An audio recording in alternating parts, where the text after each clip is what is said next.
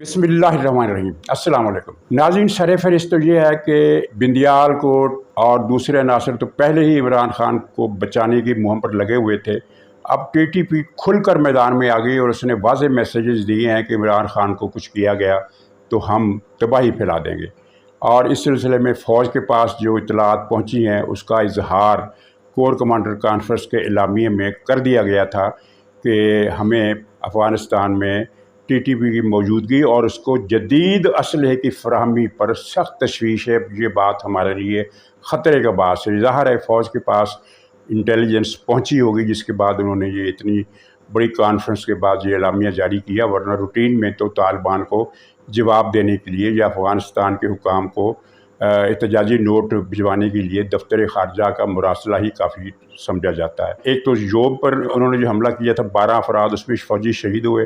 अब पेशावर में हयाताबाद के मरकज़ी मुकाम पर एक बम धमाका हुआ जिसमें फ्रंटियर कोर या फ्रंटियर कांस्टेबल के काफ़िले को निशाना बनाया गया। इसमें बहुत सारे जवान ज़ख्मी हुए और अब इसमें कोई शक नहीं रह गया कि पख्तूनख्वा सूबे की ब्यूरोक्रेसी में तालिबान के सरपरस्त बड़ी तादाद में मौजूद हैं, जो न सिर्फ ये है कि टीटीपी के दहशत गर्दों की गिरफ्तारी के रास्ते में रुकावट बनते हैं बल्कि मुखबरी करके उनको सहूलतकारी भी देते हैं। यही वजह है कि पख्तूनख्वा में अगर एक तरफ दहशत गर्दी की वारदातें बढ़ती जा रही हैं तो दूसरी तरफ उनकी गिरफ्तारियों की ख़बरें बहुत कम आ रही हैं। ये सूरत हाल बहुत तशवीशनाक है। तो ये जो क़ज़िया इससे पहले एक हमारी गलत फहमी किसी हद तक दूर हो गई।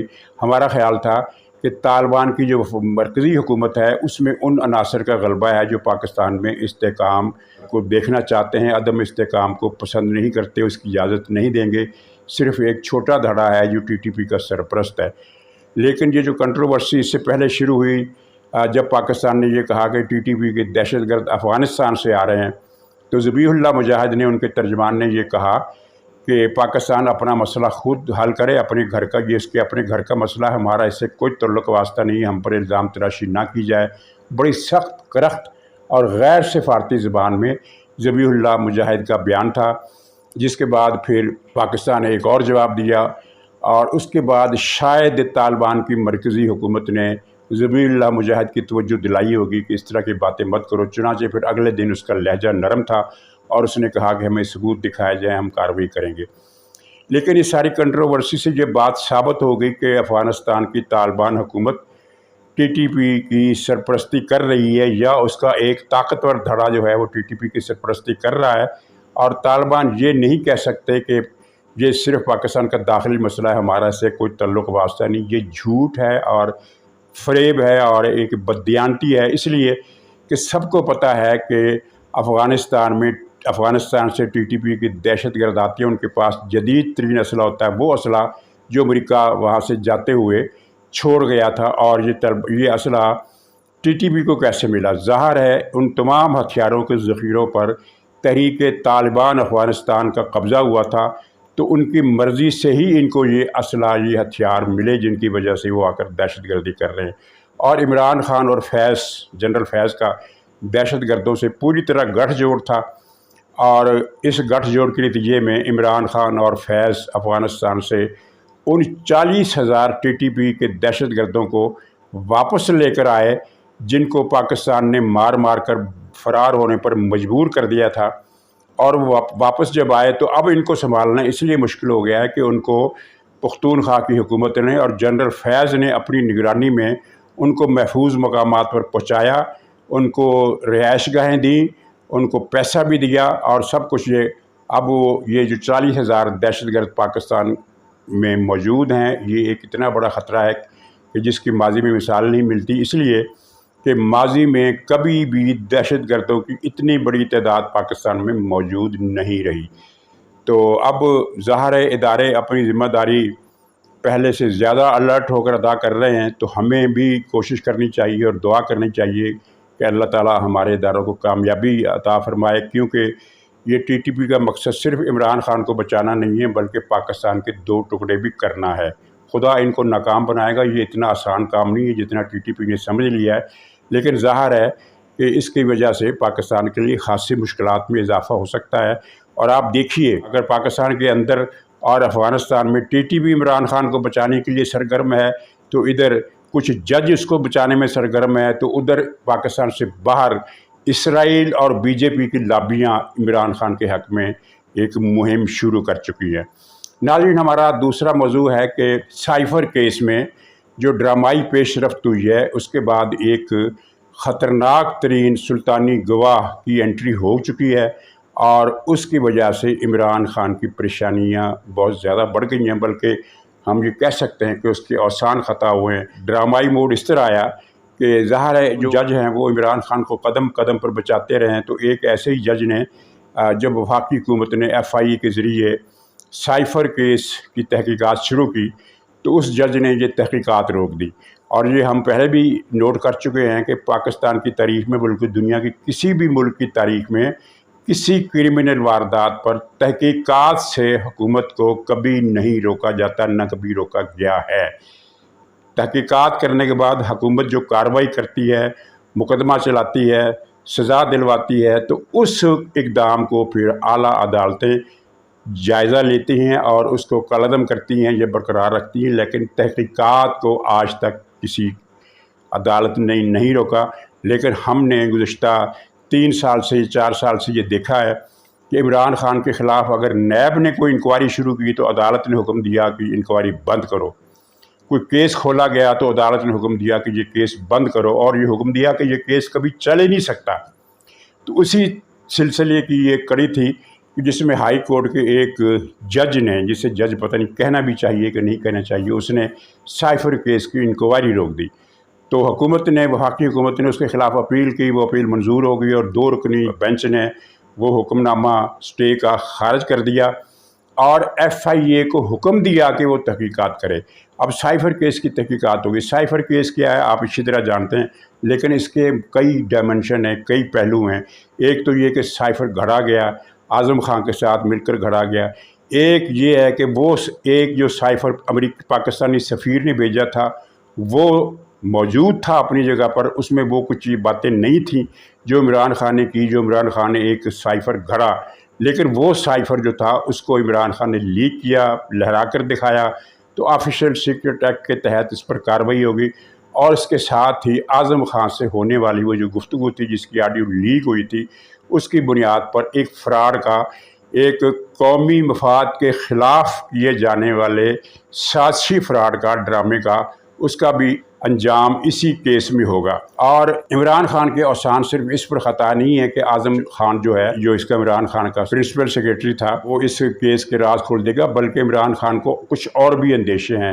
مالی کرپشن، فرہ گوگی کی کرپشن، پنکی جادوگرنی کی کرپشن، ہر طرح کی کرپشن کے ثبوت، گواہیاں اس اعظم خان کے موجود ہیں۔ اور اس کے علاوہ جو عمران خان کی غیر اخلاقی سرگرمیاں ہیں، رات کتنے بجے کون آتی تھی اور کتنے بجے کون آتا تھا، یہ بتانے کی آپ کو ضرورت نہیں۔ عمران خان کو ڈوئل ایڈکشن ہے، تو کون کتنے بجے پھر واپس جاتی تھی اور کون کتنے بجے پھر واپس جاتا تھا، یہ سارے راز بھی اعظم خان نے اپنے پاس رکھے ہوئے ہیں۔ اور ہر آدمی جو اس ایسی پوزیشن پر ہو وہ اس طرح کے راز رکھتا ہے، یہ عادت ہے، بڑے پرانے زمانے سے چلی آ رہی۔ کچھ اس میں زیادہ آگے ہوتے ہیں، کچھ اس میں ذرا کم ہوتے ہیں۔ اعظم خان اس معاملے میں بہت تیز تھا، اور اس کی پٹاری سے جو کچھ نکلنا ہے اللہ ہی جانے اس کے بعد کیا بیتے گی سننے والوں پر اور دیکھنے والوں پر، اور خود عمران خان پر جو بیتنی ہے وہ تو ہونی ہے۔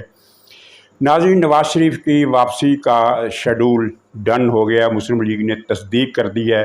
شیڈول کی تاریخ نہیں بتائی لیکن تصدیق کر دی ہے کہ وہ آ رہے ہیں۔ اس طرح کہ مسلم لیگ کی قیادت نے تمام ملک میں، خاص طور پر پنجاب میں اور پختونخوا ہزارہ ڈویژن میں اپنے ورکروں کو ہدایت جاری کی ہے، آزاد کشمیر میں بھی، کہ نواز شریف کا استقبال بڑے پیمانے پر کرنے کے لیے تیاریاں آج ہی سے شروع کر دی جائیں۔ اس کا مطلب یہ ہے کہ وہ 16 ستمبر کو ان کی واپسی والا جو ایک کہا جا رہا تھا کہ وہ بندیال کے جانے سے پہلے نہیں آئیں گے، وہ بات صحیح نہیں ہے۔ آج ہی سے تیاریاں شروع کرنے کا مطلب یہ ہے کہ وقت جو ہے وہ مہینے بھر کا ہے، اس سے زیادہ کا نہیں ہے۔ آج 19 تاریخ ہے، تو 14 اگست کی جو میرے پاس خبر تھی جس میں مزید کوئی اپڈیٹ نہیں ہوا، وہ 14 اگست کی ہے۔ تو نواز شریف نے یہ رسک بھی لے لیا، اور انہوں نے کہا ہے، انہوں نے مسلم لیگی لیڈروں کا یہ مشورہ، بعض لیگی لیڈروں کا یہ مشورہ نہیں مانا کہ آپ بندیال کے ہوتے ہوئے نہ آئیں۔ نواز شریف نے کہا کہ کوئی بات نہیں، میں گرفتاری دینے کے لیے تیار ہوں۔ ظاہر ہے بندیال کے جانے کے بعد تو یہ اندیشہ اس طرح کا نہیں رہے گا، کیونکہ جو کیس کی نوعیت ہے وہ ساری دنیا پر ایکسپوز ہو چکی ہے، خود ججوں نے اعتراف کیا ہے، تو وہ سارا چیز تو نکل جائے گا۔ لیکن بندیال جو جوش انتقام میں کنفیوز ہے، وہ کوئی بھی آرڈر کر سکتا ہے نواز شریف کی واپسی پر، اور وہ کیا آرڈر کرے گا کہ یہی کیسے فلاں مقدمے کے اندر ضمانت نہیں دینی، جیل میں ڈال دو، تو نواز شریف جانے کے لیے تیار ہیں۔ اس کے ساتھ ہی یہ میں دوبارہ اپنا فکرہ دہرا دوں جو میں نے پہلے بتایا تھا کہ یہ استقبال اتنا بڑا ہوگا کہ یہ پاکستان کی سیاسی تاریخ کا ایک بڑا ایونٹ مانا جائے گا۔ اس کے ساتھ عمران خان نے بھی ایک حکم دیا اپنے کارکنوں کو۔ اس سے پہلے اس نے وہ جو سویڈن والا واقعہ ہوا تھا جس میں احتجاج کی ترجیح رکھی تھی، تو وہ تو بڑی بری طرح فلاپ ہوا۔ کسی بھی شہر میں 25-30 سے زیادہ لوگ نہیں نکلے، سوائے سوات میں کچھ ان کا ایک اچھا شو ہو گیا جس میں 700-800 لوگ تھے، اور اس میں جماعت اسلامی کے لوگ بھی تھے۔ لیکن باقی پاکستان کے کسی بھی شہر میں 40-50 20-25 سے زیادہ لوگ یہ نہیں نکال سکے۔ اس سے پہلے عمران خان کو ایک بڑی شکست ہوئی تھی، بڑی یعنی سبکی کا سامنا کرنا پڑا تھا، اور مایوسی کا۔ وہ تھا عید کے فوراً بعد وکیلوں کا ایک بہت بڑا شو، کم سے کم 2 شہروں میں، اسلام آباد میں اور لاہور میں، اس نے کرنے کا آرڈر دیا تھا، اور اس میں 2 بزرگ ٹاؤٹ جو تھے ان کو ایک بھاری رقم دی گئی تھی۔ ان بڈھے ٹاؤٹوں نے عمران خان کے ساتھ ہاتھ کر دیا۔ ہاتھ کیا کیا کہ وہ روزانہ 30-40-50 وکیلوں کو پکڑ کر لاتے تھے اور عمران خان کے سامنے پیش کر دیتے تھے کہ یہ گجرات سے آئے ہیں، یہ فیصل آباد سے آئے ہیں، یہ سرگودا سے آئے ہیں، اور ہر جگہ جناب وکیلوں کی ایجیٹیشن کی تیاریاں ہیں۔ اور بعد میں پتہ چلا کہ وہ سارے لاہور ہی کے وکیل تھے، سارے نہیں، کچھ ان میں لاہور کے وکیل تھے، کچھ وہ لوگوں کو پیسے دے کر 500 روپے 1000 روپے دے کر ان کو کالے کوٹ پہنا کر عمران خان کے سامنے لا کر بٹھا دیتے تھے۔ عمران خان یہی سمجھتا رہا کہ تیاریاں زور و شور سے جاری ہیں، لیکن جب عید کے بعد کا مرحلہ آیا تو پتہ چلا کہ کوئی وکیل جو ہے وہ نہ تو پی ٹی آئی کے دفتر کے باہر پھٹکتا ہے، اور نہ ہی عمران خان کی پیشی کے دوران ان کا ہجوم ہوتا ہے۔ جو ان کے ذاتی وکیل ہوتے ہیں 6-7، اور ان کا عملہ، ان کے جو وکیلوں کے ساتھ ہی ڈپٹی اسسٹنٹ وغیرہ ہوتے ہیں وہ ہوتے ہیں۔ اس کے علاوہ جو وکیلوں کا اگر ہم یہ کہیں کہ جناب 50 وکیل اور بھی تھے، تو ظاہر یہ سفید جھوٹ ہے، کوئی وکیل عمران خان کی پیشی پر بھی نہیں آتا۔ تو یہ پیسے سارے کھا پی گئے، اور آج عید کو گزرے 21واں دن ہے، وکیلوں کا کوئی ایجیٹیشن نہیں۔ حالانکہ پی ٹی آئی کے سوشل میڈیا نے ایک کوہرام برپا کر رکھا تھا کہ جناب وکیلوں نے ڈنڈا پکڑ لیا، وکیل جو ہے عید کے بعد حکومت کو گریبان سے پکڑ کر گھسیٹ لیں گے، عید کے بعد وکیلوں کا انقلاب آئے گا، عید کے بعد کالا کوٹ ہی ہوگا ہر طرف، عید کے بعد کالا کوٹ چھا جائے گا، عید کے بعد کالا کوٹ حکومت کو نتھ ڈال دے گا، اور وکیلوں نے یہ کر دینا ہے اور وکیلوں نے وہ کر دینا ہے، ایک کوہرام برپا ہو جائے گا اور انقلاب آ جائے گا۔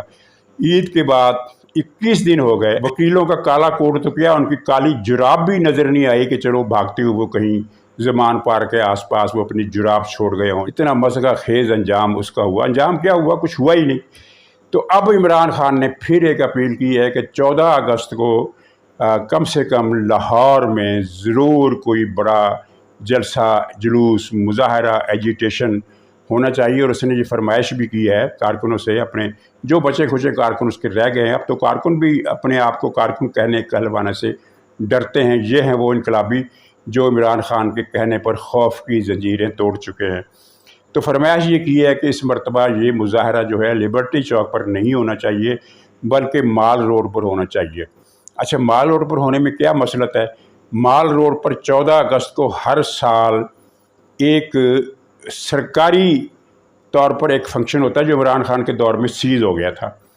وہ سرکاری فنکشن ہوتا ہے جس میں تمام لوگ شریک ہوتے ہیں، اور اس میں ہر قسم کے لوگ جو ہیں، ہر مذہبی، سیاسی جماعت، سوشل تنظیم، سماجی تنظیم، علماء کی تنظیمیں، ہر طرح کے لوگ اس میں آ جاتے ہیں۔ اور وہ عمران خان سے پہلے آخری جو مظاہرہ ہوا تھا وہ ظاہر 2017 میں ہوا تھا، تو اس میں کوئی 25-30 ہزار کے لوگ ایوریج ہر سال کے جلوس میں شریک ہوتے ہیں۔ بلکہ بعض اوقات کہا جاتا ہے کہ ان کا مجمع جو ہے، کیونکہ وہ ضلع کچہری سے لے کر گورنر ہاؤس تک پھیلا ہوتا ہے، اس لیے ان کی تعداد کا جو اندازہ ہے وہ 50,000 بھی ہو سکتا ہے۔ 50,000 کا ہجوم بہت بڑا ہوتا ہے، تو 20-25,000 تو نارمل ہے۔ تو عمران خان کی یہ مصلحت ہے کہ وہ 20-25,000 لوگ تو آٹومیٹکلی وہاں جمع ہونے ہی ہونے ہیں، اس میں کوئی 1,800 2,000 1,500 جتنے بھی ہمارے لوگ نکل آئیں جھنڈے لے کر، وہ ایک سرے سے لے کر دوسرے سرے تک جھنڈے منتشر کرتے ہوئے پھیل جائیں، یعنی ہر 15-20 فٹ کے بعد ایک جھنڈا پی ٹی آئی کے نظر آئے، اور ہم یہ سوشل میڈیا پر پھر شو کریں گے کہ یہ پی ٹی آئی کا شو تھا، یہ پی ٹی آئی کا مظاہرہ تھا، پی ٹی آئی کے ساتھ عوام آج بھی ہیں۔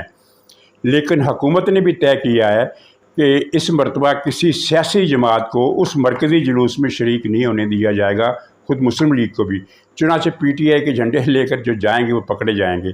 تو عمران خان نے متبادل یہ بھی سوچا ہے کہ چلو مال روڈ پر نہ صحیح بھاٹی چوک میں ضلع کچہری کے آس پاس ایک الگ بڑا شو کیا جائے، لیکن آپ ابھی سے لکھ لیجئے کہ یہ بھی اسی طرح ناکام ہوگا جس طرح سویڈن والی کال اس نے دی تھی، اور اس میں کوئی آدمی اس کا ورکر ہمیں کہیں نظر نہیں آیا سوائے ان کی اس تعداد کے جو میں نے درجنوں میں بتائی چند شہروں میں، اور اس کے علاوہ تو یہ اس سے بھی برا فلاپ ہوگا۔ جشن آزادی تم مناؤ گے جو پاکستان کے وجود کی دشمن ہو، اور جس کی پاکستان کے وجود سے دشمنی کی گواہی ٹی ٹی پی سے لے کر اور یہ اسرائیل تک سب دے رہے ہیں۔ اور جو ابھی کل پرویز خٹک صاحب نے کیا بتایا، انہوں نے کہا کہ اس کو الیکشن کی تاریخ بار بار دی گئی تھی، یہ نہیں مانتا تھا۔ وجہ کیا تھی؟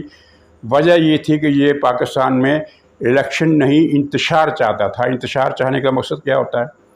ایک رپورٹ یہ بھی آئی ہے کہ دراصل وہ جو پنکی جادوگرنی ہے وہ کہتی تھی کہ یہ شبھ تاریخ نہیں ہے، شبھ گھڑی جو ہے اس کو میں نکال لوں گی گھڑے کے اندر سے، وہ گھڑے کے اندر سے تاریخ نکلے گی، تو اس پر مجھے یہ دوسری بات قابل اعتبار نظر نہیں آتی۔ اصل وجہ وہی ہے کہ وہ اس کو الیکشن نہیں چاہیے تھے، اس کو انتشار چاہیے تھا۔ ناظرین، یہ جو ڈرامائی واقعات ہو رہے ہیں اس میں ایک تو سائفر کا واقعہ ہے، دوسرا توشہ خانہ کیس جو ہے وہ خلاف توقع زیادہ سنجیدگی رخ اختیار کر گیا، اور تیسرا یہ جو کیس ہے کہ عدت میں اسی نے جو زنا کاری کی ہے ان دونوں زانیوں نے، اب وہ کیس جو ہے وہ اگرچہ لوگ اس کو ایک بہت ہی کمزور اور غیر اہم کیس سمجھتے تھے، لیکن اس نے بھی اپنی اہمیت منوا لی ہے، اور جب اس کو قابل سماعت قرار دینے کا وہ سیشن جج کی عدالت نے حکم دیا تو اس کا تحریری حکم نامہ جب آیا تو اس میں ایک پیرا یہ بھی تھا کہ ثابت ہو چکا ہے کہ ملزم اور ملزمہ ان کے دونوں کے نام لکھ کر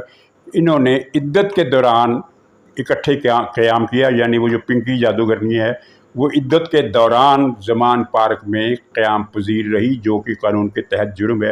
قانون کے تحت جرم نہیں، یہ تو حدود آرڈیننس کا جرم بنتا ہے۔ اب یہ عمران خان کی بدبختی ہے کہ ہر چھوٹا بڑا کیس اس کے گلے پڑ رہا ہے، اور اس کے گلے بھی بہت کیس پڑنے۔ اچھا ناظرین، پی ٹی آئی نے ایک غل مچانا شروع کر دیا ہے کہ دیکھو یہ کون ہوتے ہیں عمران خان کے نام پر کانٹا لگانے والے، کیونکہ ٹی وی شوز پر ایسی باتیں ہوتی ہیں، کوئی نہ کوئی اٹھ کر کہہ دیتا ہے کہ یہ عمران خان کی واپسی کو اب بھول جاؤ کیونکہ عمران خان کے نام پر کانٹا لگا دیا گیا ہے۔ تو یہ غل گپاڑا انہوں نے یہ شروع کیا ہے کہ بھئی یہ کون ہوتا ہے، یعنی فوج، یہ فوج کون ہوتی ہے یہ جو کسی سیاستدان کے نام پر کانٹا لگائے۔ بہت غل گپاڑا کر رہے ہیں، لیکن ان سے کوئی پوچھے کہ یہی وہ لوگ تھے جنہوں نے ٹی وی پر یہ کہا تھا کہ نواز شریف کے نام کو بھول جاؤ، اس کے نام پر فوج نے کانٹا لگا دیا ہے، وہ نہیں آ سکتا۔ نواز کے نام پر بہت بڑا سرخ کانٹا لگا ہوا ہے، اور اس سے بڑا سرخ کانٹا مریم نواز کے نام پر ہے۔ ان دونوں کو تو آپ بھول جائیں، یہ قصہ پرینہ ہو گئے، یہ ختم ہو گئے۔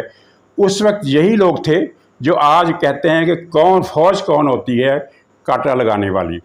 ایک تو یہ ان کی بات ان کے اپنے منہ پر آ پڑی ہے، دوسری بات یہ ہے کہ اس کانٹے میں اور اس کانٹے میں فرق ہے۔ اس کانٹے کی جو بیس تھی، جو بنیاد تھی، وہ ایک جھوٹے مقدمات تھے جن کا جھوٹا ہونا خود پی ٹی آئی والے مان چکے ہیں، کہ وہ اقامہ کیس ہو یا جائیدادوں کی وہ جو بھی ہو، منی لانڈرنگ کا الزام ہو، 300 کروڑ کے 300 ہزار جو بھی ہے وہ سارا جھوٹ تھا، اس میں کچھ بھی نہیں تھا۔ پاناما کیس بھی فراڈ تھا، سب مان چکے ہیں۔ پی ٹی آئی کے حامد خان میں سے تازہ ترین ہے۔ لیکن عمران خان پر جو الزامات ہیں وہ تو اس طرح کلیئر ثابت ہیں جیسے رات کو آسمان پر چاند نظر آئے یا دن کو आसमान पर सूरज नज़र आए, चाहे वो ये 9 मई का केस हो और चाहे वो तोशा खाने का केस हो। खुद मान रहा है कि मैंने घड़ियाँ बेची, कम कीमत पर बेची। चाहे वो मलक रियाज से 190 मिलियन पाउंड वाला फ्रॉड हो, वो भी सबके सामने है। क्योंकि जब कोई आदमी सफाई देते हुए ये कहे कि नहीं मेरा तो मकसद ये था, इसका मतलब ये है कि वो जुर्म मान रहा है। 190 मिलियन पाउंड के जुर्म मुकदमे में इसने खुद मान लिया कि हाँ ये जुर्म मैंने किया। किस तरह, बल्कि उसके साथ ही एक जुर्म इसने और मान लिया। उसने कहा कि वो तो हमने जब मलक रियाज से कहा कि आपकी कंपनी बड़ी तेज़ी से काम करती है तो ये हमारा कम्प्लेक्स भी बना दो, ये जहाँ हम मनशियात भेजेंगे वगैरह वगैरह। तो मलक रियाज ने कहा कि ये तो बड़ा नेक काम है, मैं कम्प्लेक्स ही नहीं बनाता बल्कि इसके लिए ज़मीन भी मैं ही देता हूँ। यानी मान लिया कि मलक रियाज से उसने रिश्वत ली। तो ये इमरान खान के कांटे में और वो कांटा जो नवाज़ शरीफ के नाम पर लगा था, ये बुनियादी फ़र्क है। और वो कांटा तकरीबन मिट चुका है, बल्कि मिट ही गया है। अब तो एक बंदियाल की रुखसती का इंतज़ार है। लेकिन इमरान खान के ऊपर जो कांटा लगाया गया है वो तकदीर का कांटा है, वो इंसानों को लगाया हुआ कांटा नहीं है। इससे बचना मुश्किल है खान साहब। तो नाज़रीन इजाज़त दीजिए, इंशाअल्लाह अगले व्लॉग में फिर मुलाकात होगी। तब तक के लिए खुदा हाफिज़।